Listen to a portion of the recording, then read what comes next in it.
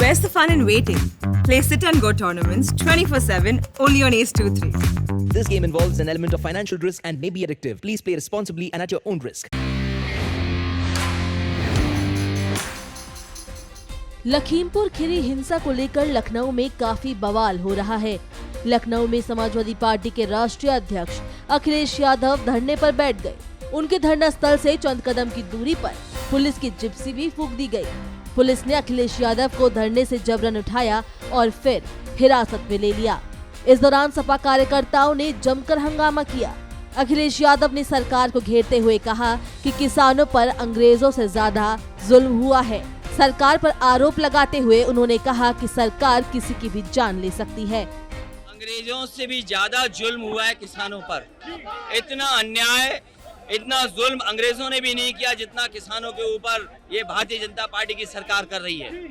और किसी की, ये केवल समाजवादी पार्टी नहीं, न जाने कितने लोग कह चुके हैं कि किसी की भी जान ले सकती है सरकार। ADG law and order Prashant Kumar ने कहा कि हिंसा के दौरान मारे गए सभी मृतकों को 45-45 लाख रुपए की आर्थिक सहायता दी जाएगी। साथ ही मृतकों के परिवार के एक सदस्य को सरकारी नौकरी भी दी जाएगी। इसके अलावा घायलों को 10-10 लाख रुपए की आर्थिक मदद दी जाएगी। मामले की जांच हाई कोर्ट के रिटायर्ड जस्टिस की निगरानी में की जाएगी। उन्होंने बताया कि सीआरपीसी की धारा 144 लागू होने के कारण राजनीतिक दलों के नेताओं को जिले का दौरा नहीं करने दिया गया है।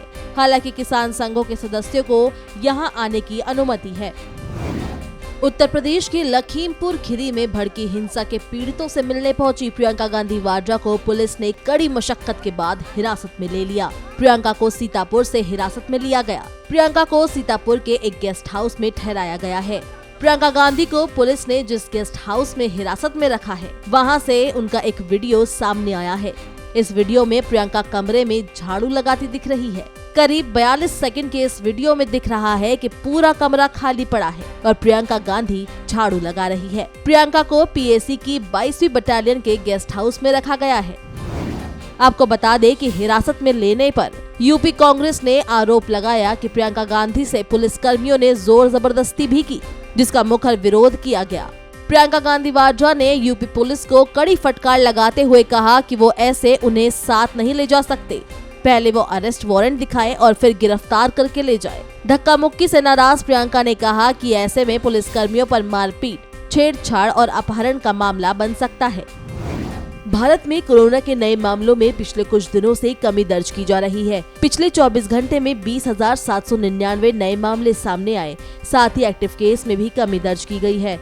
देश में एक्टिव केस का आंकड़ा कुल मामलों के 0.78% है, जो मार्च 2020 के बाद सबसे कम है। देश में एक्टिव केस की बात की जाए तो 2,64,458 कोरोना के मरीजों का इलाज चल रहा है, जो आंकड़ा पिछले 200 दिनों में सबसे कम है। पिछले 24 घंटे में 180 मरीजों की मौत के बाद कोरोना से मरने वालों का आंकड़ा 4,48,997 पर पहुंच गया है।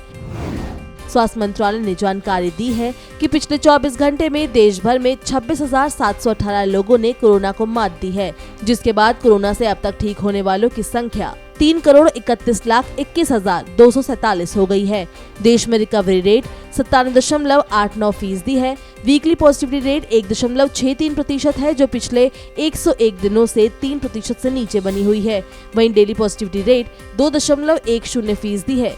ये पिछले 35 दिनों से 3% के नीचे है। स्वास्थ्य मंत्रालय ने बताया है कि देश भर में कुल वैक्सीनेशन का आंकड़ा 90,79,32,861 हो गया है। पिछले 24 घंटे में 23,46,176 वैक्सीन की डोज दी जा चुकी है।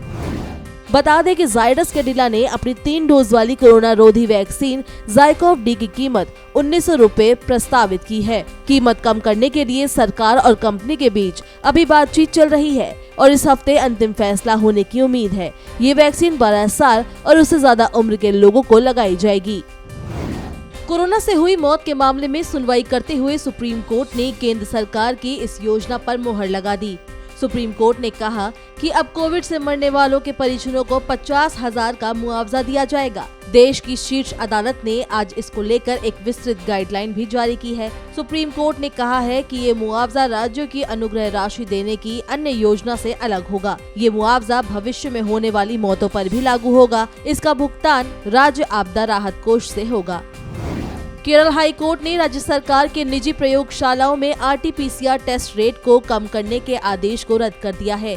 रिपोर्ट के मुताबिक टेस्ट का रेट 1700 रुपए से घटाकर 500 रुपए करने की योजना बनाई गई थी। इसके बाद मामला कोर्ट में पहुंचने के बाद ये फैसला सुनाया गया। हाई कोर्ट ने आदेश को लागू नहीं करने वालों के खिलाफ आपराधिक कार्रवाई शुरू करने के आदेश को भी रद्द कर दिया है।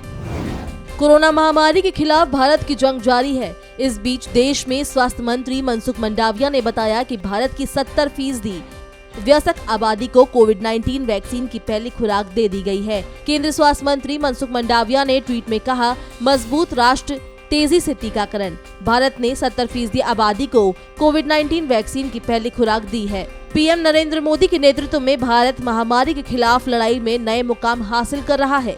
इसे बनाए रखें। भारत, आइए हम कोरोना से लड़ें।